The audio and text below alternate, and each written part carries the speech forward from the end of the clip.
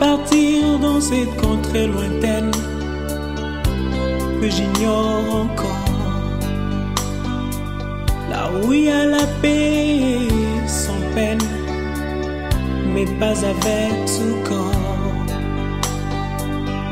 Il y a une louange qui ne s'éteint avec les anges nadant. Je dois partir dans cette contrée lointaine que j'ignore encore, là où il y a la paix sans peine, mais pas avec tout corps. Il y a une louange qui ne s'éteint avec les anges nadant. Et ce jour-là, nous serons dans la joie, dans la gloire éternelle, à Jérusalem nouvelle. Et ce jour-là, nous serons dans la joie, dans la gloire éternelle, à Jérusalem nouvelle.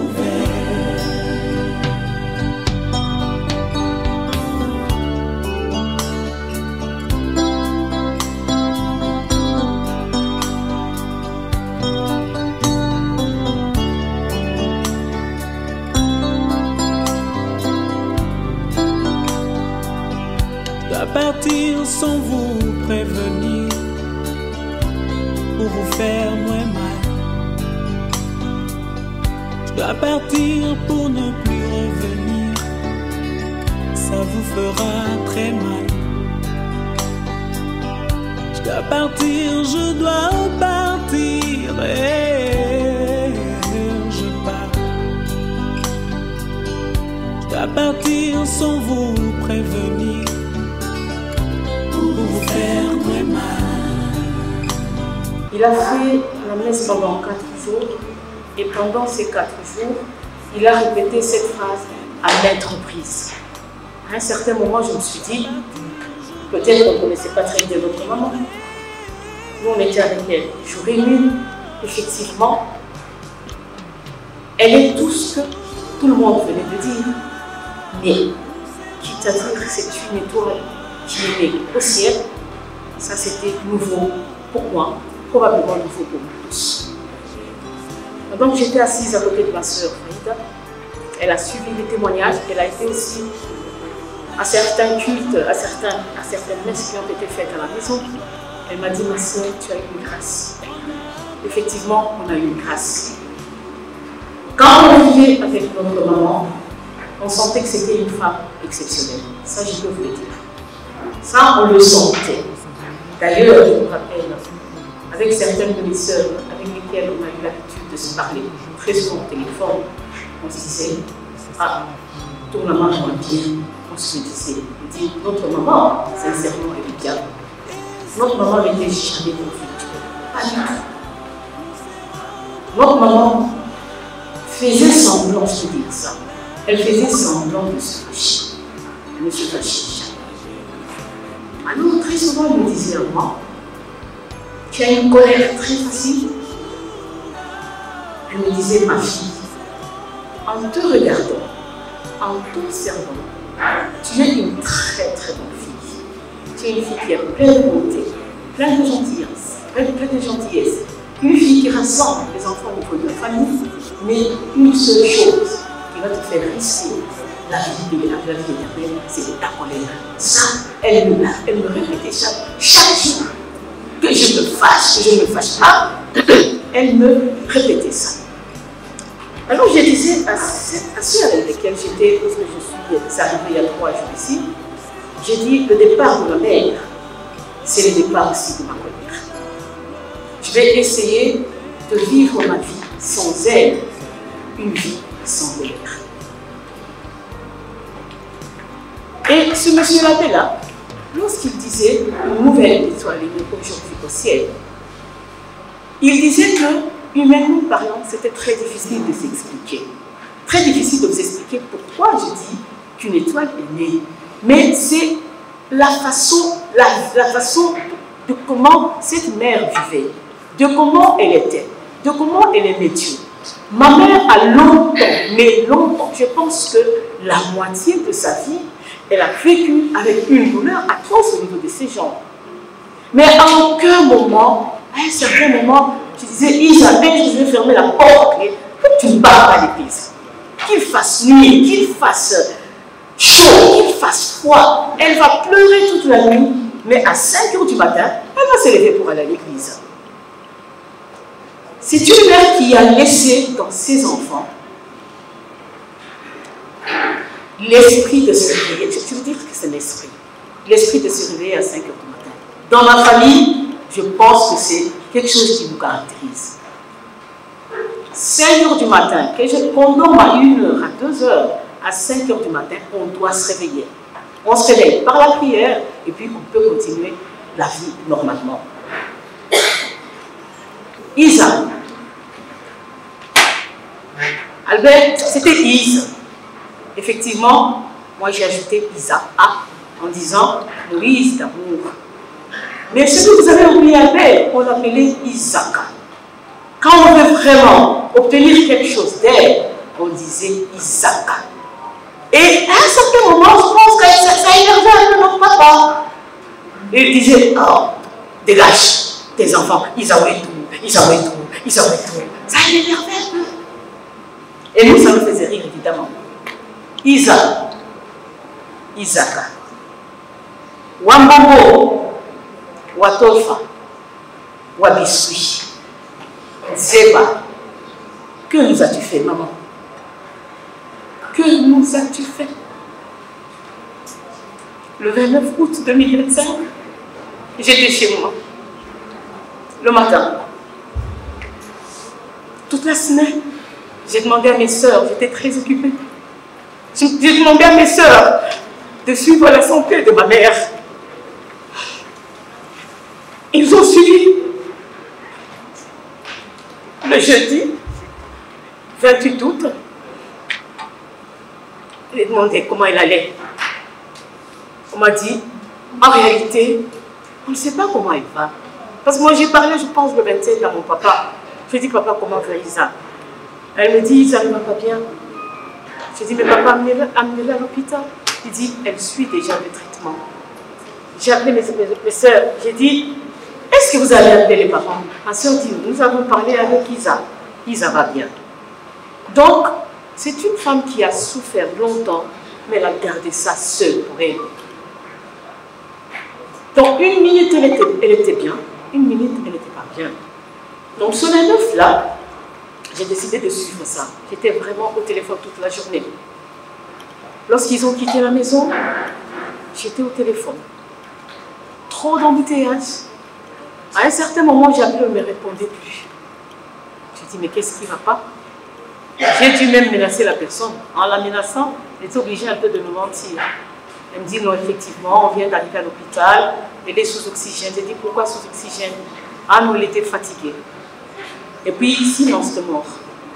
J'étais toujours au téléphone. À 17 h, c'est mon petit frère qui m'annoncera, mais vraiment d'un calme olympique. Elle me disait, tu sais qu'on a amené maman à l'hôpital. On a fait ce qu'on a pu. Maman est partie. Moi, je pensais que c'était une blague. Donc, ce jour-là, ce 29 août, le ciel est tombé sur notre tête. La foudre a brûlé notre maison.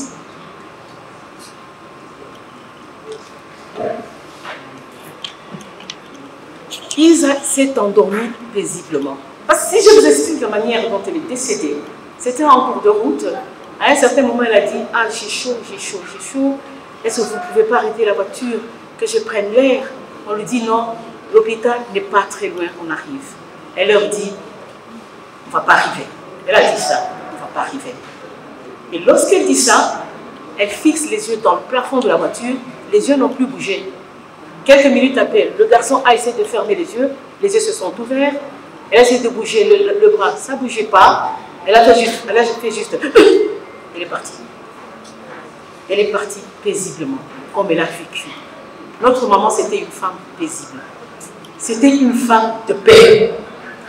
Au regard de son âge, 59 ans d'âge de mariage avec mon papa, ça nous étonnait. On dit, nous, les femmes actuelles, nous sommes un peu des rebelles.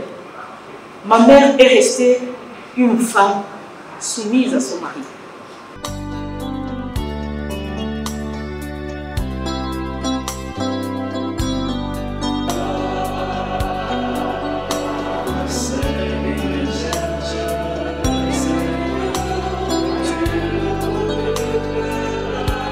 Partir dans cette contrée lointaine que j'ignore encore,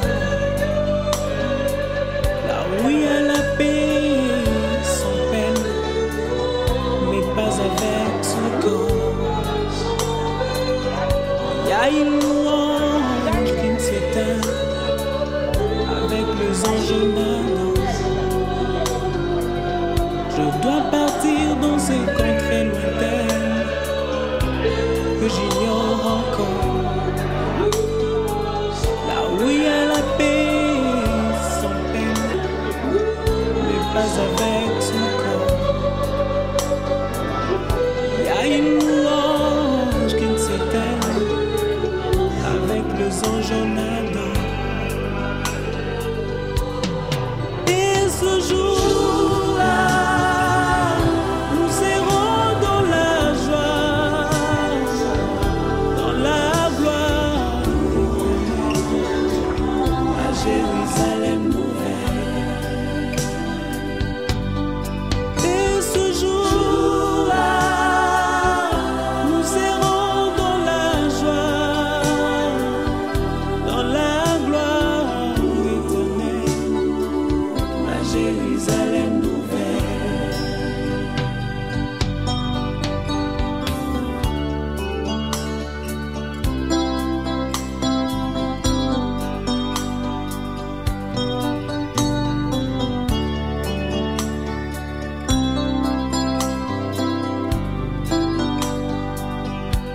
partir sans vous prévenir pour vous faire moins mal. Je dois partir pour ne plus revenir, ça vous fera très mal. Je dois partir, je dois partir et je pars. Je dois partir sans vous prévenir pour vous faire très mal. Je dois partir pour ne plus revenir, ça vous fera très mal. Je dois partir, je dois partir et je pars. Et ce jour-là,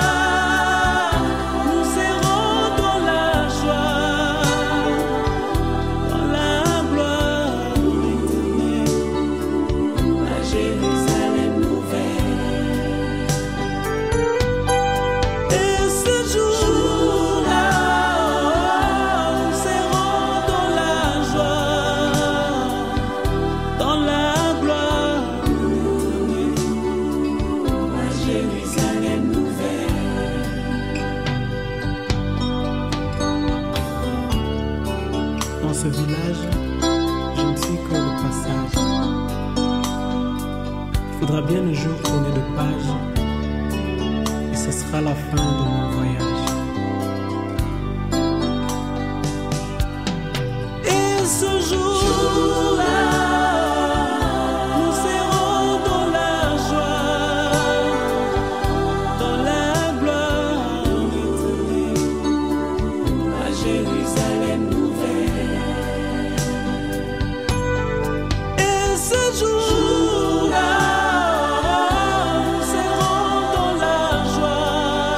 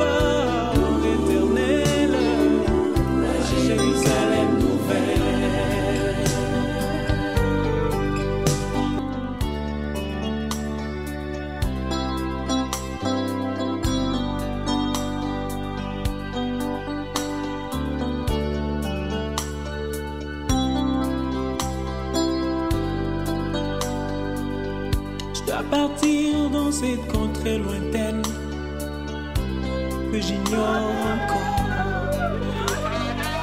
Là où il y a la paix sans peine, mais pas avec ce corps. Il y a une louange qui ne s'éteint avec les anges madons. Je dois partir dans cette contrée lointaine que j'ignore encore. Là où il y a la paix sans peine, mais pas avec ce corps. Il y a une louange qui ne s'éteint avec les anges madons. Et ce jour-là, nous serons dans la joie, dans la gloire,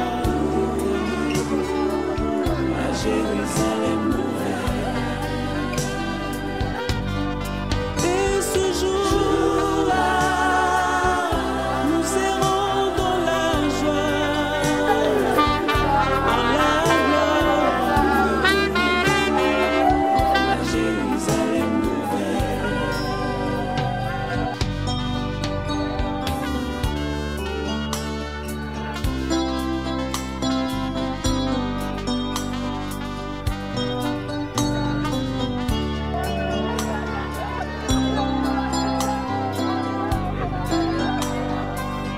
Je dois partir sans vous prévenir pour vous faire moins mal. Je dois partir pour ne plus revenir, ça vous fera très mal. Je dois partir, je dois partir, je pars. Je dois partir sans vous prévenir pour vous faire moins mal. Je dois partir. Son dévouement pour l'œuvre de l'Église est reconnu et témoigné par tout le monde. Elle était, comme je l'avais dit hier, je vais le répéter, si vous voulez bien, une sorte de rat de sacristie. Sa vie, elle l'a vraiment passée dans et avec l'Église. L'Église catholique, bien entendu.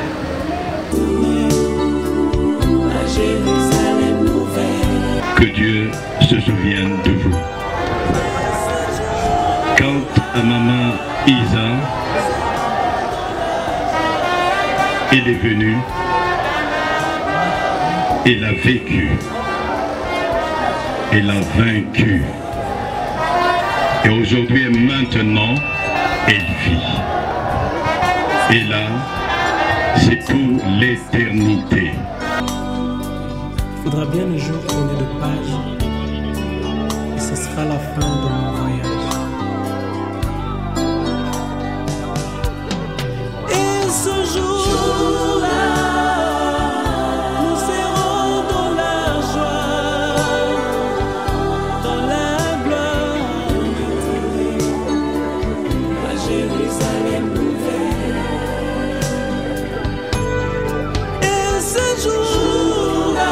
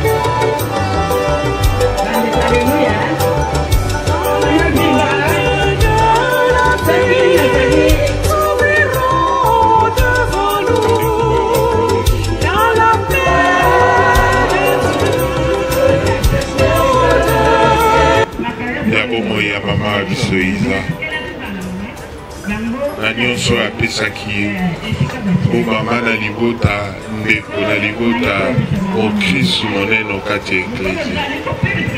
Kasi tozali awa mingi penza mpona koloba na ye merci pour sa foi. Ce testament extraordinaire atikeli biso. Elle était en train de vieillir, elle était en train de fructifier toujours. Et honneur au Teko, Pesaïe na misa, et na kombo na Yesu, c'est ça. Corinne Atikibiso, la baptisimo azwaki bomoi bwa Nzambe, mokonzi ayingisa ye olisanga ya basantu, tosambela.